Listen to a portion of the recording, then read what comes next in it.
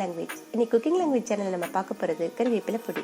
Cooking language சேனலை subscribe பண்ணாதவங்க subscribe பண்ணுங்கள், லைக் பண்ணுங்கள், பெல் பட்டனை ப்ரெஸ் பண்ணுங்கள். இப்போ நான் ஒரு கடாயில் 1 ஸ்பூன் எண்ணெய் விட்டுக்கிறேன்.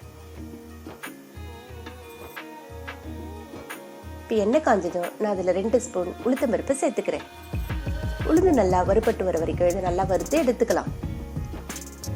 இப்போ உளுந்து ஓரளவு வறுபட்டு வந்திருக்குது. இப்போ இந்த உளுந்து கூட நான் 2 ஸ்பூன் கடலைப்பருப்பையும் சேர்த்துக்கிறேன்.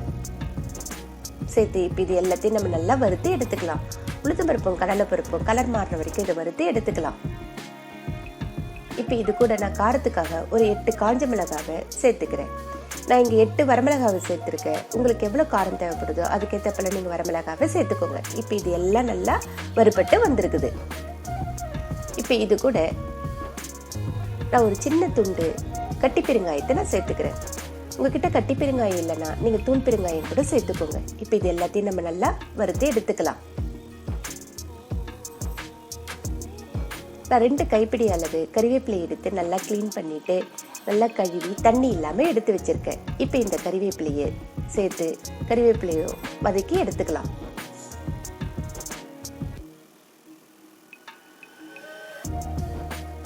இது எல்லாத்தையும் நம்ம நல்லா வதக்கி எடுத்துக்கலாம். கேஸை சிம்மில் வச்சு இதே போல நல்லா வதக்கி எடுத்துக்கோங்க.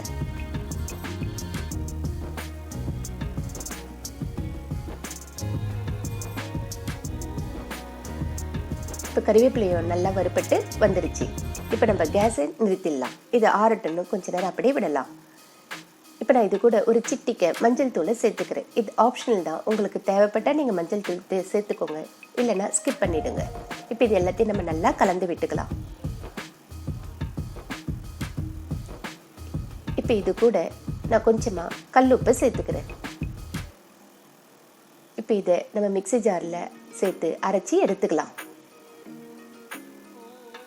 இதே போல் அரைச்சி எடுத்துக்கோங்க. இப்போ நம்மளுடைய கறிவேப்பிலை பொடி கம கம்மன்னு சூப்பராக ரெடியாகி வந்துடுச்சு.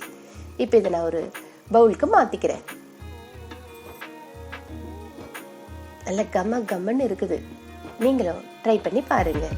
இந்த கறிவேப்பிலை பொடியை இட்லி, தோசை, சுடசாதத்தில் நெய்யை போட்டு சாப்பிடும்போது ரொம்ப சூப்பராக இருக்கும். நம்ம பொடி தோசை கூட இந்த கறிவேப்பிலை பொடியை வச்சு நம்ம செய்யலாம். இந்த கறிவேப்பிலை பொடி ஒரு ஹெல்த்தியான ஒரு பொடி. நம்ம முடி கொட்டுற பிரச்சனைக்கு இந்த கறிவேப்பிலை பொடியை நம்ம வாரத்தில் 2 நாளாவது எடுத்துக்கலாம். நீங்களும் ட்ரை பண்ணி பாருங்கள். இந்த வீடியோ உங்களுக்கு பிடிச்சிருந்ததுனாக்கா லைக் பண்ணுங்கள், ஷேர் பண்ணுங்கள், சப்ஸ்கிரைப்